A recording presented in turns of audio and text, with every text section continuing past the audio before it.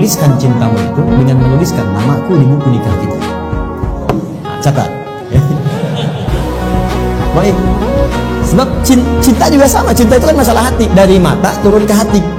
Makanya ketika dilamar, ibu mengatakan kepada anaknya, sudah mantap belum hatinya? Yakin belum? Yakin itu amalan hati. Sentuhlah ia tepat di hatinya, maka ia akan jadi milik untuk selamanya. Yang menjadi persoalan bukan hijrah tempat, tapi yang paling utama adalah hijrah kalbu, hijrah amal, hijrah sikap, hijrah akhlak. Dari akhlak yang buruk menjadi akhlak yang baik. Dari sifat amarahan menjadi orang yang lembut, tidak suka marah.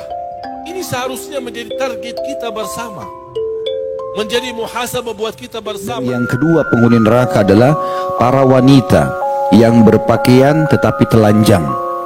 Mereka menggoda dan jalannya berlenggak-lenggok. Kepala mereka seperti punuk unta yang miring. Para wanita ini tidak akan masuk surga, bahkan tidak mencium bau wanginya, padahal wanginya bisa tercium dari jarak perjalanan sejauh ini dan itu.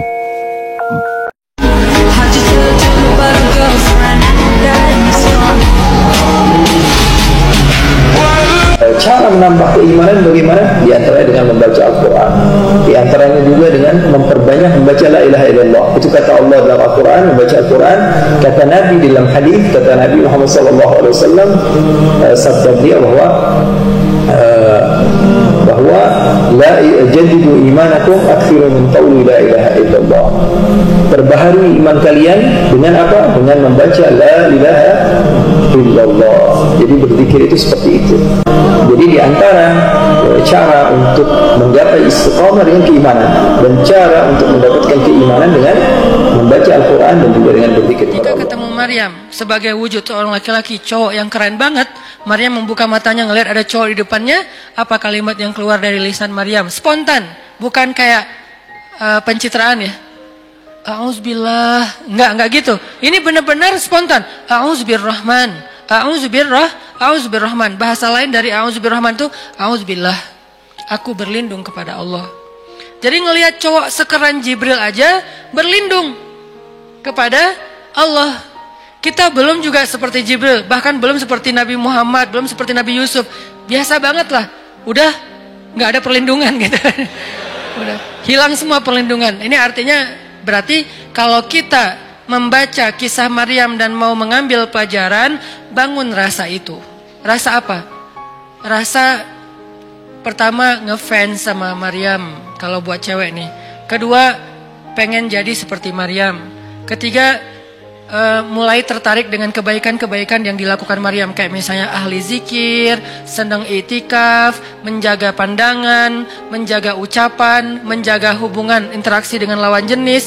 Ini berarti kisah Maryam udah jadi ilmu buat kita karena udah membangun rasa. Makanya teman-teman, kalau kita mau mengambil ilmu atau hikmah dari kisah para solihin yang ada di dalam Al-Quran, cobalah jadikan apa yang kita baca, apa yang kita dengar, apa yang kita renungkan dari kisah-kisah itu menjadi rasa di dalam hati. Udah berasa belum? Rasa apa Ustadz? Tadi minimal banget rasa respect ataupun ngefans sama tokoh-tokoh soleh yang ada di sini. Kalau ceritanya cerita Firaun, rasa benci. Itu mempersatukan kita bukan tanpa sebab dan alasan. Aku dihadirkan dalam kehidupanmu, mudah-mudahan bisa menjadi asbab hidayah. Dua. Yang ketiga, aku bersabar kepadamu, bisa jadi Allah menghadirkan tiket surga aku itu sabar ngadepin kamu. Buat apa hafal Quran? Buat apa hafal sunnah? Buat apa senang bersedekah? Buat apa dipandang mulia sama manusia? Kalau sama orang tua kita nggak apa. Banyak anak muda sekarang yang hijrah. Wah, saya akan meninggalkan kegelapan, saya akan meninggalkan judi, narkoba dan lain sebagainya. Tapi istiqomahnya yang nggak dapat. Masuk lagi, atau dia terjebak dalam nafsu yang tidak kalah besarnya dari judi dan narkoba, yaitu nafsu merasa dirinya paling benar. Apakah kita masih harus menghormati? Karena yang kita dapat dari guru bukan ilmu. Ilmu bisa kita cari di Google. Yang kita perlu dapat dari mereka adalah berkah. Mumpung dia masih hidup sekarang, kau datang. malam ini juga. Datang, cium tangannya, peluk badannya. Karena kalau dia sudah tak ada, bajunya, jilbabnya, kainnya pun kau cium akan belum tentu hilang lagi. Jadi kalau kita rasanya selama ini sering khawatir, sering galau, sering ngerasa terusik, sering bingung, maka salah satu kunci untuk menghilangkan semua perasaan yang tidak nyaman itu adalah belajar tawakal, belajar tawakul, belajar berserah dan bergantung kepada Allah SWT. Ketika dia menyerahkan urusannya, masalahnya kepada Allah, dia percaya Allah sebaik-baiknya akan mengurus masalah itu. Dia yakin Allah sebaik-baiknya akan menyelesaikan urusan itu.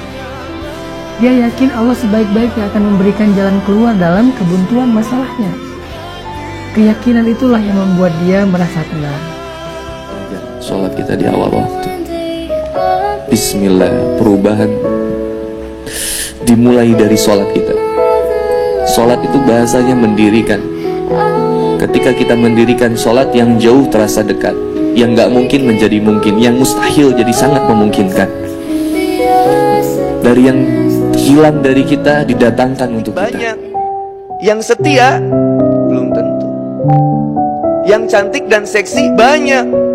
Yang mau menemani kita dari nol sampai sekarang belum tentu. Wanita yang sekarang menyukai kita di saat kita sukses berbeda kualitasnya dengan wanita yang membersamai kita dari nol sampai dengan sukses. Seorang pria gak berani ninggalin sholat, apalagi dia ninggalin teteh, gak akan berani. Cari laki-laki yang gak pernah ninggalin sholat. Cari laki-laki yang setiap waktu azan dia datang ke masjid. Cinta dia kepada Allah, maka dia akan mengatakan nanti kepada teteh, Ma, aku cinta kepada Allah. Karena cintaku kepada Allah, Allah merintahkan aku untuk senantiasa cinta. Ngejar seseorang yang gak mau ngejar kamu sama sekali. Gak capek lari sendirian. Ada yang tak pernah pergi meninggalkan kita meskipun kita sering pergi meninggalkannya. Siapa? Allah. Ingat-ingat nih quotesnya. Dan ada yang selalu pergi dan melupakan kita meskipun kita tidak pergi dan tidak pernah melupakannya. Siapa? Mantan.